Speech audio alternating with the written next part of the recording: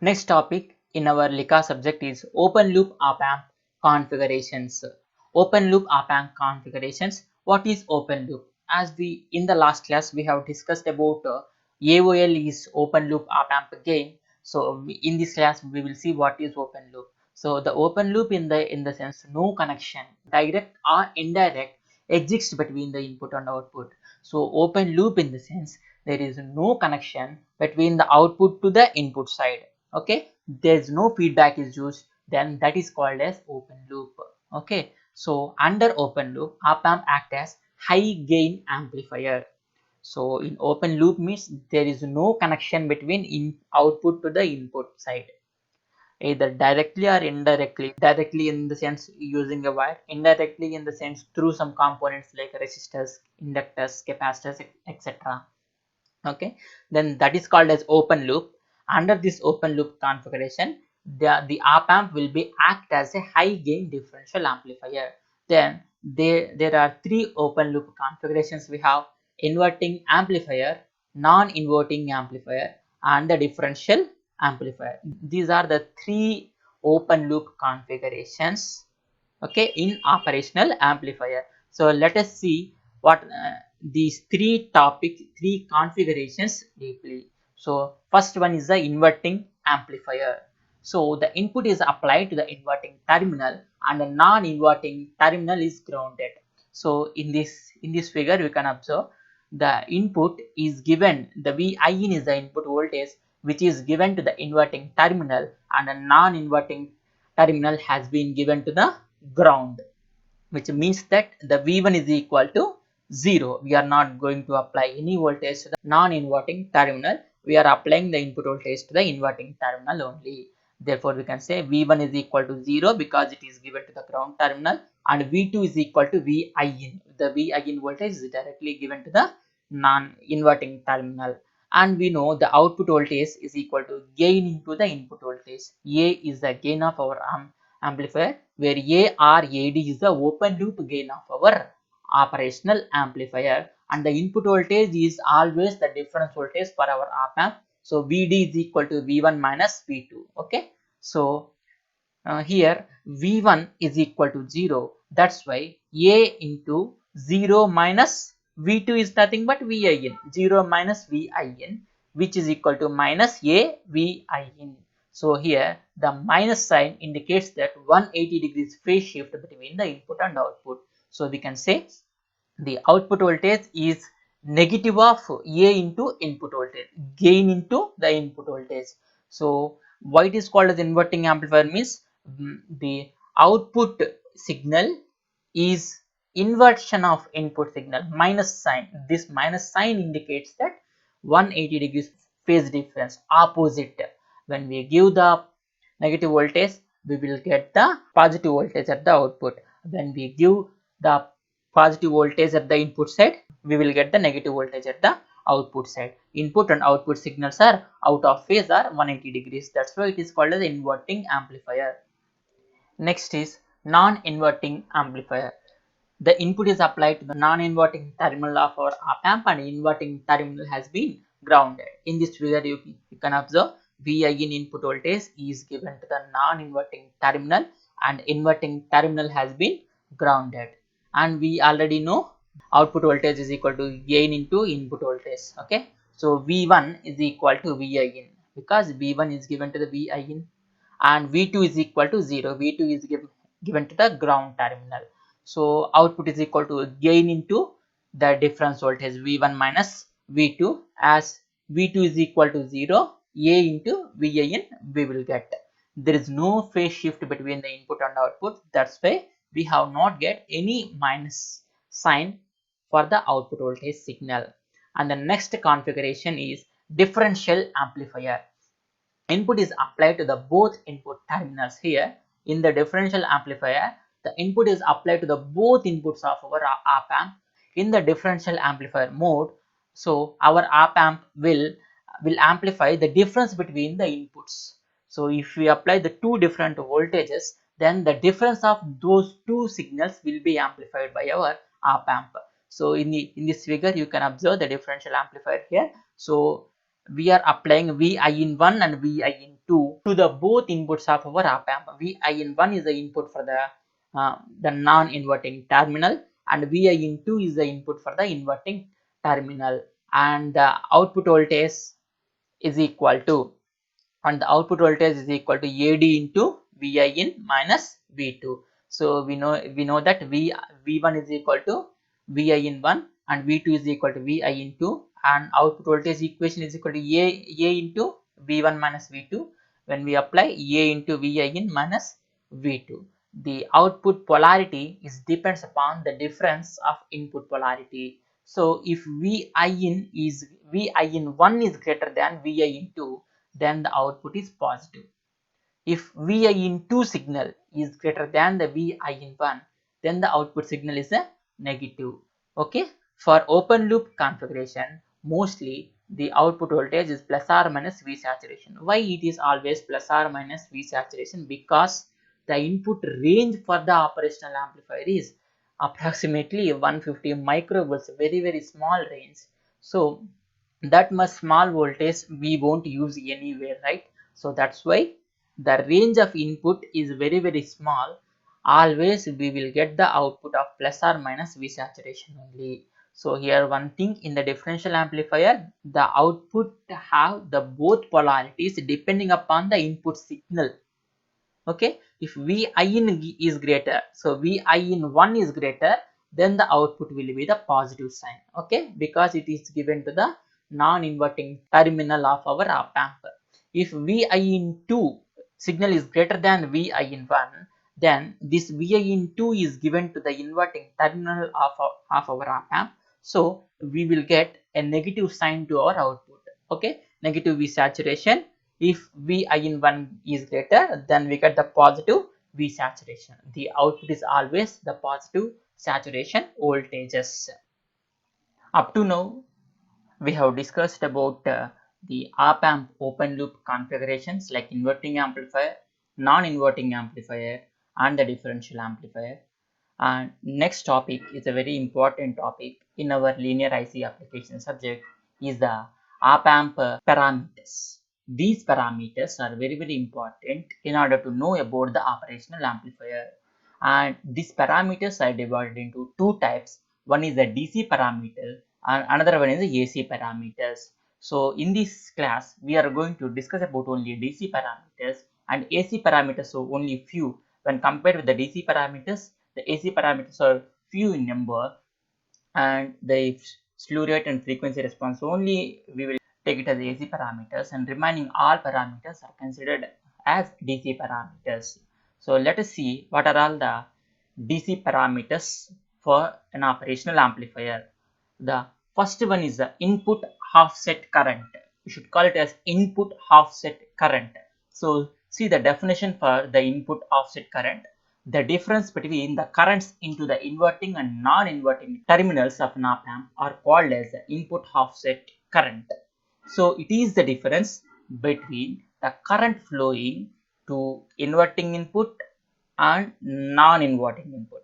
So in this figure you can observe the IB1 is the current flowing through the non-inverting input of our operational amplifier, and IB2 is the current flowing into the inverting input of our operational amplifier. So the difference between these two currents, like IB1 minus IB2, is called as the input offset current.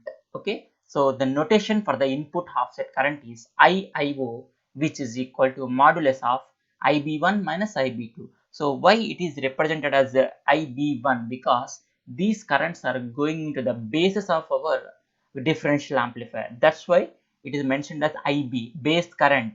Okay, base current of the transistor 1 and a base current of the transistor 2. Okay, the modulus of these, the difference current, is called as input offset current. Usually it is in order of 200 nano amperes. Okay, this is very important.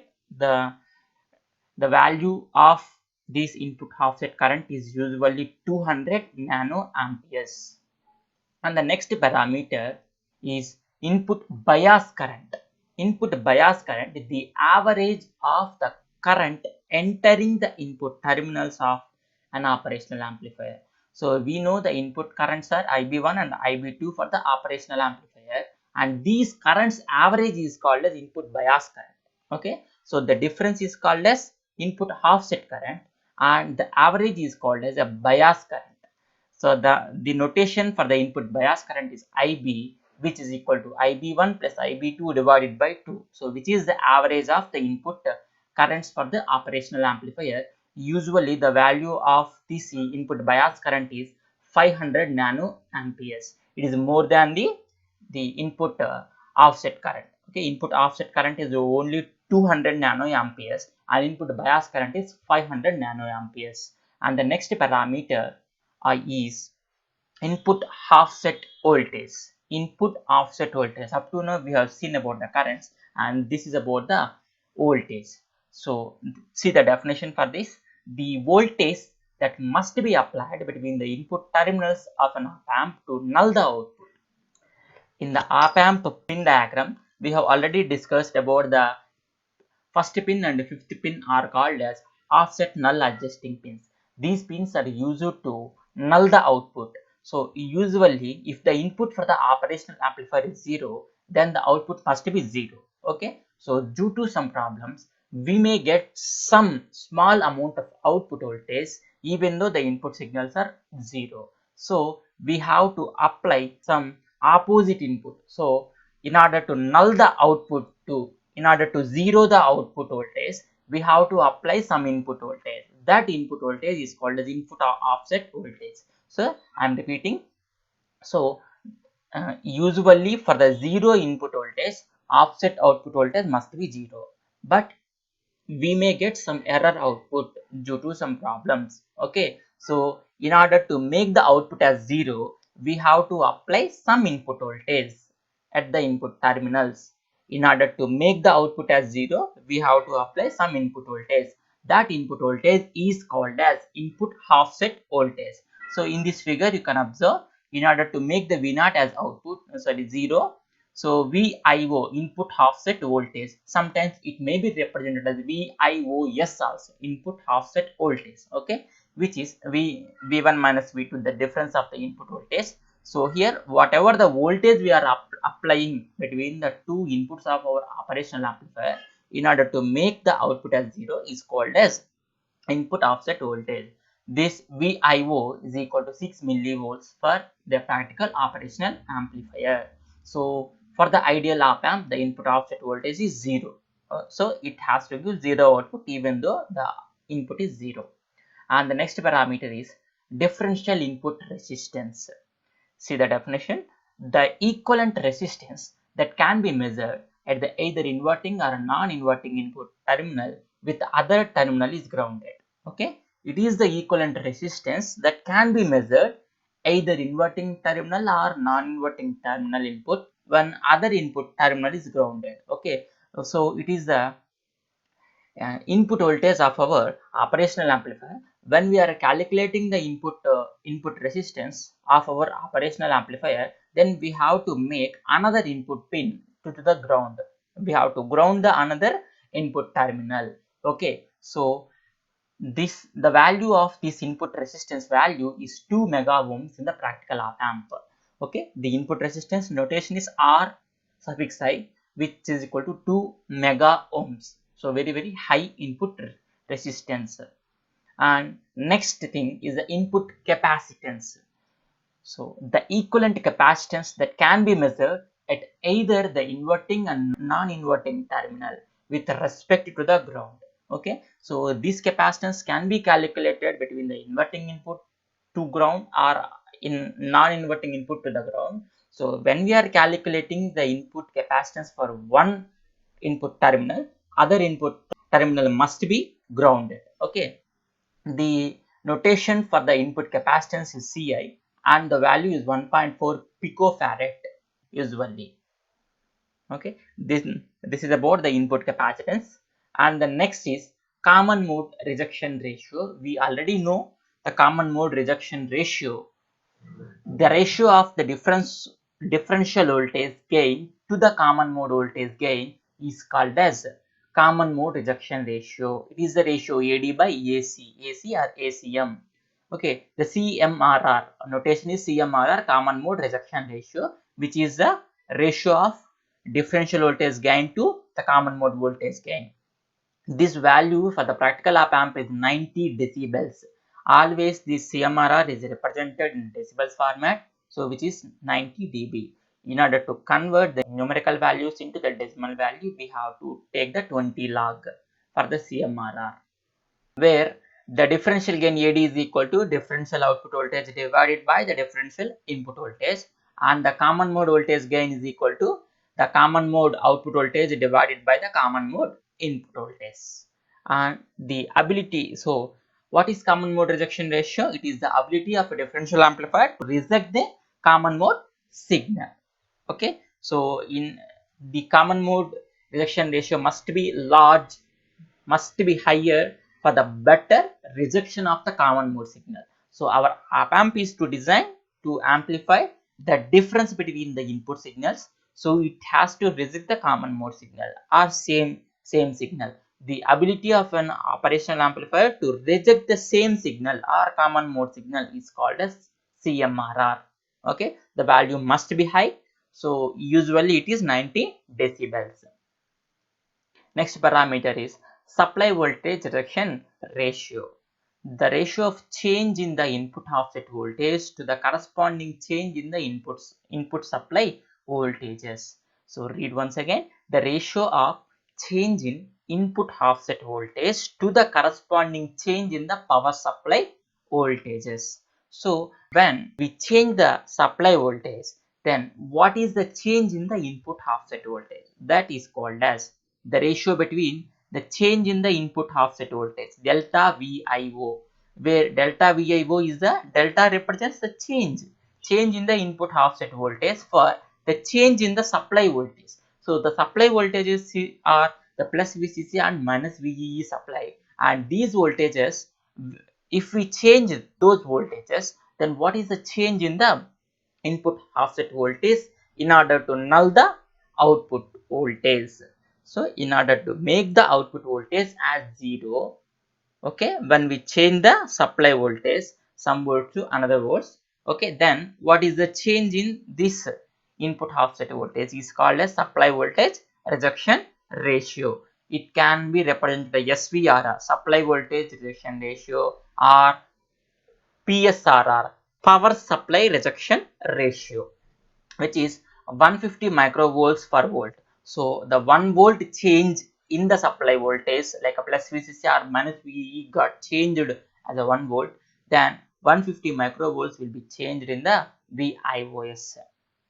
Next parameter is large signal voltage gain.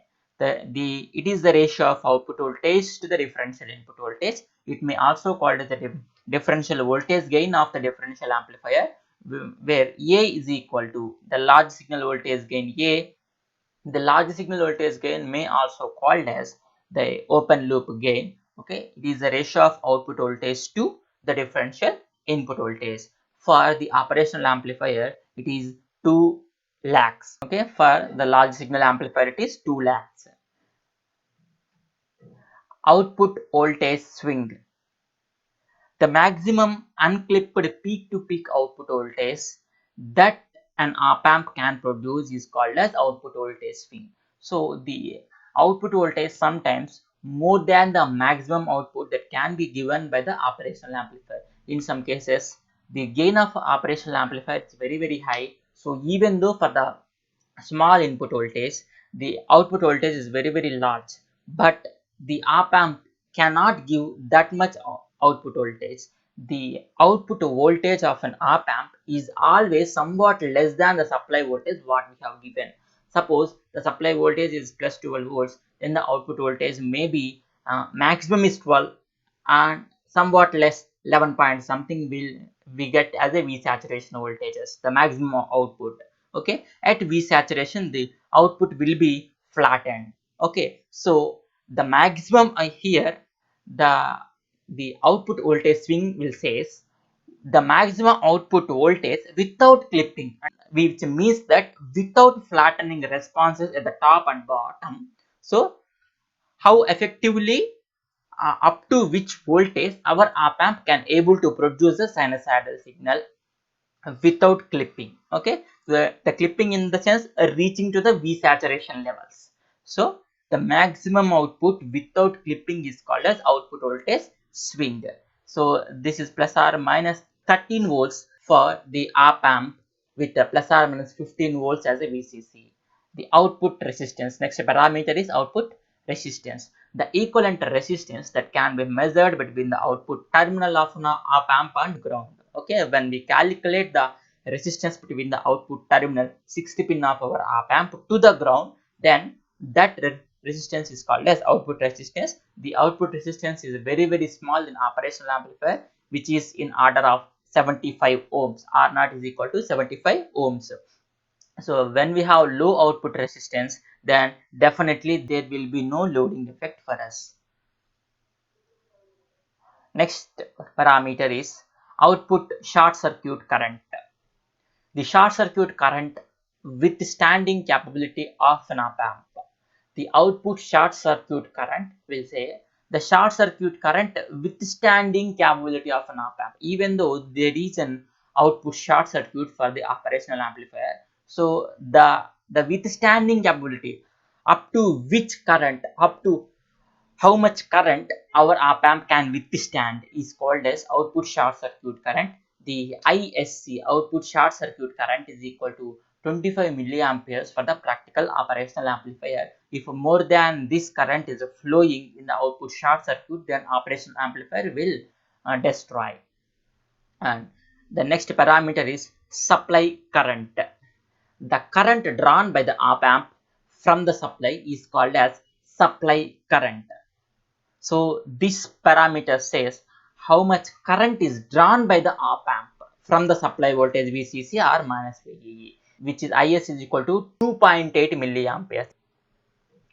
Next one is the power consumption. Next one, the parameter is power consumption. The amount of quiescent power VIN is equal to 0 that must be consumed by the op amp in order to operate properly.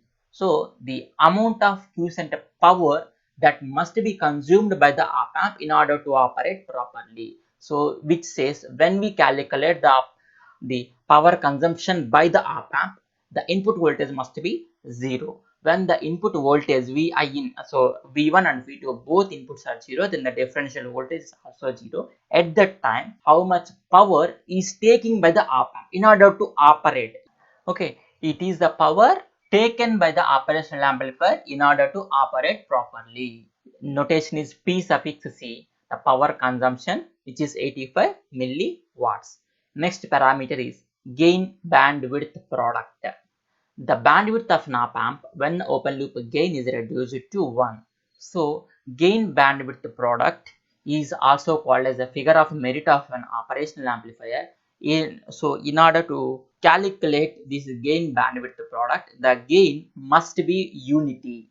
Okay, the gain bandwidth product will calculate only when the gain is unity or 1. Okay, so when the gain is reduced to 1, then what is the op amp bandwidth? So the range of frequencies allowed by the operational amplifier is called as gain bandwidth product. Okay, the gain 1 into the bandwidth at that time. Okay, how many frequencies? The frequency range allowed by the operational amplifier is called as gain bandwidth product.